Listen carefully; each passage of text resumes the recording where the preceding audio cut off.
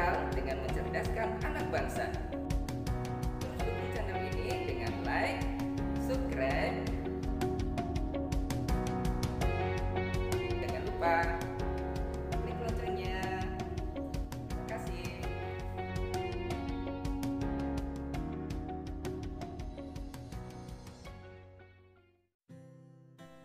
Assalamualaikum warahmatullahi wabarakatuh. Selamat pagi anak-anak. Bagaimana kabarnya hari ini? Semoga kita selalu dalam keadaan sehat walafiat.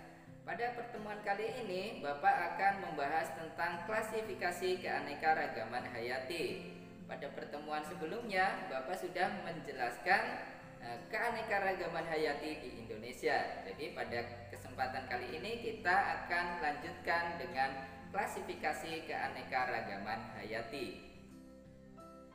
Selain itu kita akan memberi nama ya. Jadi kita akan memberi nama keanekaragaman hayati ya, terutama keanekaragaman hayati yang ada di Indonesia karena Indonesia merupakan negara yang kaya akan keanekaragaman hayati.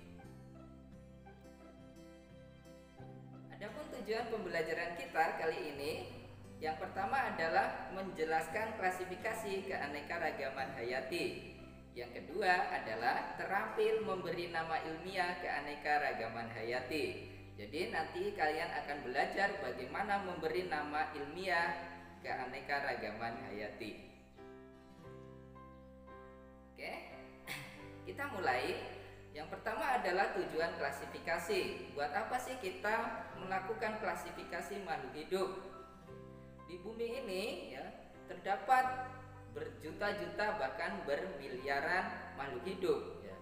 Untuk mengenalnya maka kita perlu mengklasifikasikannya. Jadi tujuan yang pertama adalah membedakan tiap-tiap jenis ya. Jadi setiap jenis makhluk hidup ini akan dibedakan ya. Misalnya adalah ada tumbuhan, ada hewan, maka perlu dibedakan tiap-tiap jenisnya. Jadi tujuan yang pertama adalah membedakan tiap-tiap jenisnya. Jadi tidak mungkin antara hewan dengan tumbuhan akan dijadikan menjadi satu, maka kita perlu membedakannya. Yang kedua adalah mengelompokkan berdasarkan ciri-cirinya. Jadi setiap makhluk hidup ini memiliki ciri-ciri masing-masing, maka kita perlu mengelompokkan berdasarkan ciri-cirinya. Selanjutnya adalah mengetahui hubungan kekerabatan. Jadi semakin banyak ciri-cirinya maka dapat diindikasikan bahwa makhluk hidup tersebut memiliki hubungan kekerabatan yang dekat. Jadi kita dapat mengetahui hubungan kekerabatan dari pengelompokan ciri-cirinya. Selanjutnya adalah mengetahui evolusi berdasarkan kekerabatannya. Jadi kalau sudah mengetahui hubungan kekerabatannya, maka kita akan mengetahui evolusi berdasarkan kekerabatannya. Misalnya adalah kucing. Kucing berkerabat dengan harimau. Ya. Kemudian mengetahui evolusi berdasarkan kekerabatannya ini terjadi misalnya pada kuda. Jadi kuda pada zaman dahulu ditemukan pertama kali fosilnya itu sebesar kucing. Jadi pada mulanya kuda itu sebesar kucing, tetapi akhirnya ditemukan fosil lagi di batuan-batuan lainnya itu semakin besar. Jadi hingga sekarang kuda bisa kita lihat hampir mirip dengan sapi ya. Besarnya seperti sapi malah ya. Oke, jadi seperti itu. Jadi dari kita mengetahui hubungan kekerabatan, kita dapat juga mengetahui evolusi berdasarkan kekerabatannya. Itu adalah tujuan dari kita mengklasifikasikan makhluk hidup. Selanjutnya manfaatnya untuk apa? Ya, tadi adalah tujuannya. Sekarang manfaatnya. Oke, manfaat dari klasifikasi yang pertama adalah memudahkan untuk mempelajari organisme yang beragam. Jadi kalau kita sudah mengelompokkan berbagai macam jenis makhluk hidup, maka kita dapat mempelajarinya lebih mudah daripada kita mempelajari makhluk hidup yang banyak ya sebelum dikelompokkan. Oke. Selanjutnya adalah melihat hubungan kekerabatan seperti yang sudah Bapak jelaskan tadi.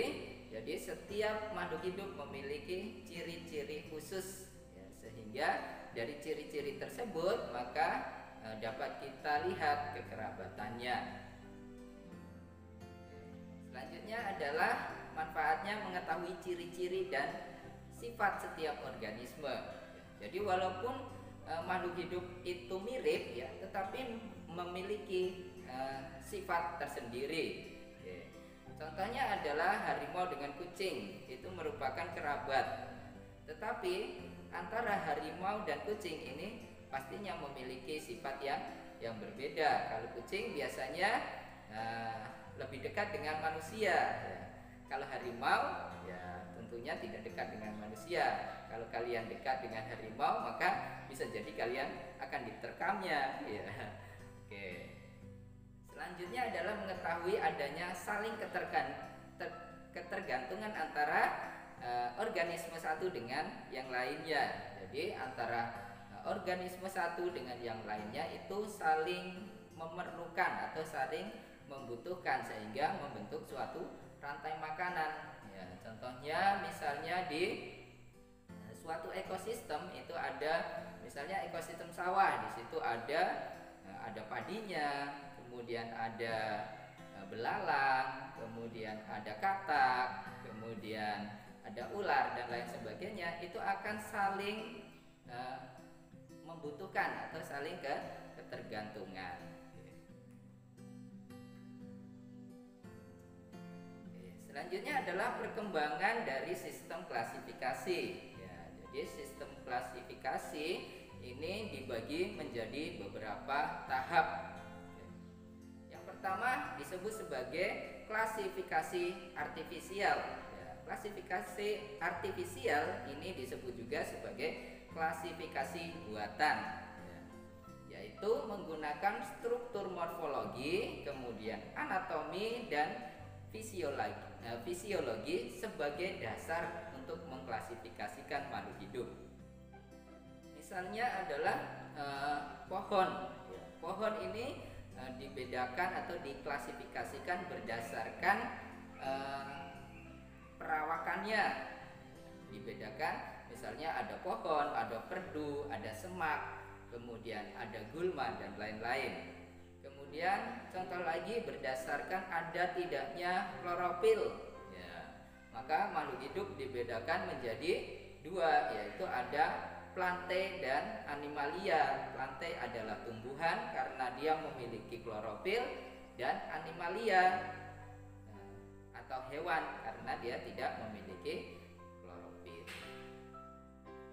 Selanjutnya adalah klasifikasi alami. Klasifikasi alami ini adalah terbentuknya kelompok-kelompok takson secara alami. Jadi klasifikasi ini menghendaki terbentuknya takson-takson secara alami. Contohnya adalah berdasarkan alat geraknya, maka makhluk hidup dibedakan atas makhluk hidup berkaki, kemudian makhluk hidup bersayap, kemudian makhluk hidup bersirip dan lain-lain sebagainya. Kemudian berdasarkan penutup tubuhnya, maka bisa dibedakan menjadi misalnya hewan bersisik, kemudian hewan berbulu, kemudian hewan berambut, hewan bercangkang dan lain sebagainya. Itu adalah klasifikasi secara alami. Selanjutnya adalah klasifikasi filogenik. Disebut sebagai klasifikasi filogenik, ini disusun berdasarkan jauh dekatnya kekerabatan antar takson. Jadi klasifikasi ini didasarkan atas kekerabatan antar takson makhluk hidup. Perkembangan klasifikasi filogenik ini yang pertama adalah disebut sebagai sistem dua kingdom atau dua kerajaan. Ini dicetuskan oleh Carolus Linnaeus. Dia membagi makhluk hidup menjadi dua, yaitu Animalia dan Plantae. Animalia adalah hewan, Plantae adalah tumbuhan. Oke. Selanjutnya sistem 3 kingdom atau 3 kerajaan ini dicetuskan oleh Ernest Haeckel. Dia membagi makhluk hidup menjadi 3, yaitu ada Animalia, kemudian Plantae dan Protista. Jadi Animalia tadi adalah hewan, kemudian Plantae adalah tumbuhan, dan Protista ini adalah makhluk yang hampir mirip hewan juga mirip tumbuhan. Jadi ada yang mirip hewan, ada yang mirip dengan tumbuhan. Oke. Kemudian selanjutnya ada sistem 4 kingdom. Ya, ini pencetusnya adalah Copeland. Ya, yang membagi makhluk hidup menjadi 4. Ya. Jadi Animalia, kemudian Plantae, kemudian Protista, dan penambahan 1 yaitu Monera. Ya, jadi Animalia tadi adalah hewan, Plantae adalah tumbuhan, kemudian Protista adalah makhluk yang menyerupai hewan atau menyerupai tumbuhan, kemudian Monera ini adalah sejenis bakteri. Jadi bakteri itu termasuk dalam Monera. Kemudian yang terakhir adalah sistem 5 kingdom atau 5 kerajaan. Ini pencetusnya adalah Robert H. Whittaker.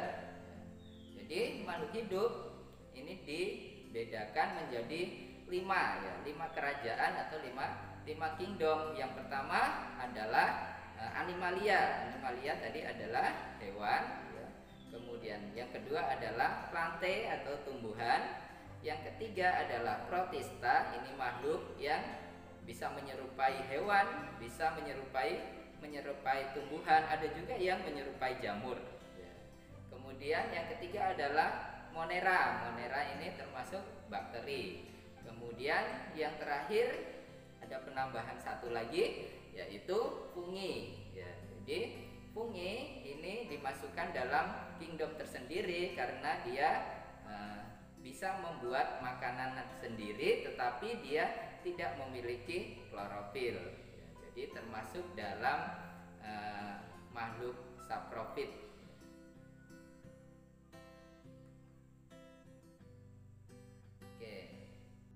Lanjutkan takson yang sering digunakan ya, jadi ada takson-takson ya, kelompok-kelompok yang sering digunakan dalam penamaan ilmiah. Yang pertama adalah famili. Famili itu adalah suku ya. Jadi familia atau famili adalah suku, yaitu takson yang mencakup sejumlah genus itu marga dengan spesies-spesiesnya yang dianggap berasal dari nenek moyang yang sama. Itu adalah famili. Kemudian ada genus ya. Genus ini adalah marga, yaitu takson yang mencakup sejumlah spesies yang menunjukkan persamaan struktur alat reproduksi. Kemudian yang ketiga adalah spesies atau jenis, yaitu populasi yang setiap individunya memiliki persamaan sifat morfologi, anatomi maupun fisiologi yang diturunkan ke generasi berikutnya. Jadi jika kita lihat ya, sistem klasifikasi dari atas ke bawah itu ada yang namanya domain. Domain itu daerah ya. Kemudian ada kingdom. Kingdom itu adalah kerajaan ya, bisa kerajaan hewan, kerajaan tumbuhan ya. Tadi sudah Bapak jelaskan ada 5 kingdom ya, 5 kerajaan. Kemudian di bawah kingdom, di bawah kerajaan ada phylum ya. Kemudian di bawahnya lagi ada kelas ya. Kemudian di bawahnya lagi ada ordo atau bangsa. Kemudian ada famili di bawahnya lagi atau suku. Kemudian ada genus di bawahnya lagi atau marga. Kemudian yang terakhir adalah spesies ya. Dari spesies ya sampai ke kingdom ini maka jumlahnya akan semakin banyak ya. Jadi spesies, kemudian genus, famili, ordo, kelas, phylum, kingdom itu jumlahnya akan semakin banyak. kemudian dari atas ke bawah, maka keanekaragamannya atau ciri-cirinya juga akan semakin banyak.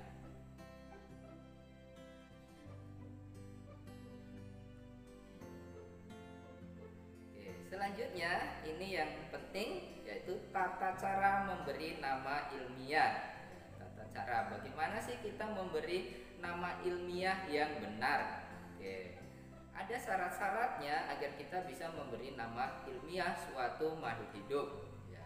Yang pertama, ya, syarat yang pertama adalah nama jenis hewan maupun tumbuhan, ya, ini terdiri atas dua kata. Ya. Jadi dua kata yang dilatinkan. Contoh di situ Bapak contohkan adalah harimau. Harimau nama ilmiahnya adalah Panthera tigris. Ya, jadi terdiri atas dua kata, Panthera dan tigris. Ya, jadi tidak boleh hanya satu kata saja. Syarat yang kedua yaitu kata pertama itu menunjukkan marga atau genus. Jadi Panthera itu adalah marganya atau genusnya dan diawali dengan huruf besar. Artinya di situ tulisan Panthera P-nya harus huruf besar, tidak boleh huruf kecil. Kemudian kata yang kedua ini menunjukkan spesies atau jenisnya. Ya, jadi di situ kata tigris. Tigris itu adalah spesiesnya atau jenisnya. Ya. Kemudian diawali dengan huruf kecil. Jadi kata tigris itu T-nya adalah huruf kecil, tidak boleh huruf besar. Jadi Panthera tigris. Ya, Panthera itu adalah marganya atau genusnya. Tigris adalah jenisnya atau spesiesnya. Oke, jelas ya? Oke, selanjutnya syarat ketiga, setiap nama jenis ditulis dengan huruf cetak miring. Ya, jadi di situ Panthera tigris itu dicetak miring, ya, atau boleh ditebalkan. Jadi Panthera tigris ditebalkan boleh. Oke.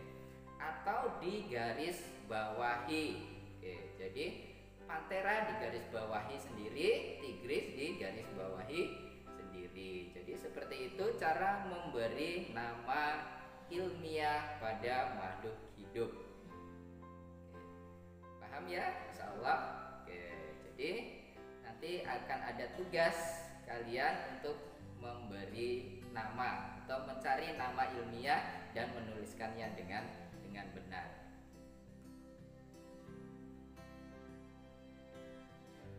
Oke, demikian pembelajaran kita kali ini. Jadi seperti biasa, untuk absen kalian silakan kalian like video ini. Kemudian bagi yang belum subscribe silakan subscribe. Jangan lupa klik loncengnya agar kalian terus terhubung dengan channel Bapak dan secara otomatis akan mengikuti pelajaran-pelajaran atau materi-materi Bapak selanjutnya. Oke, sebagai tugas kalian ya, oke, yaitu carilah 3 nama hewan.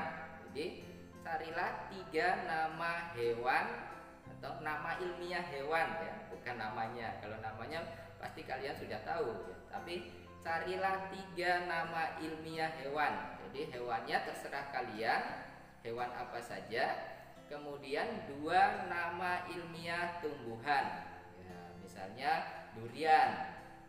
Nama ilmiahnya apa? Kemudian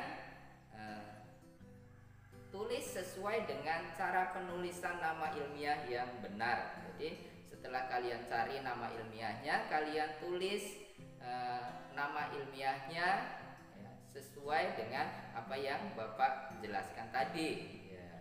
Kemudian tunjukkan bagian genus dan spesiesnya. Jadi tadi ada genusnya dan spesiesnya. Misalnya kalian menemukan nama ilmiah dari tadilah yang Bapak contohkan adalah harimau ya, Panthera tigris. Oke. Kemudian kalian tulis nama ilmiahnya sesuai dengan cara penulisan ilmiah yang benar. kemudian kalian garis bawahi, kemudian kalian tunjuk ya. Jadi Panthera itu adalah banyak tadi, masih ingat?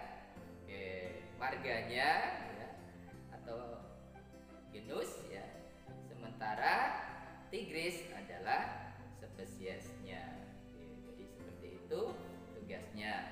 Paham ya? Oke. Bagi yang belum paham, silakan kalian komentar ya, atau kalian ingin bertanya, silakan kalian bertanya di kolom komentar di bawah. Oke, jadi demikian pembelajaran kali ini tentang cara klasifikasi keanekaragaman hayati. Oke, terima kasih, tetap semangat. Assalamualaikum warahmatullahi wabarakatuh.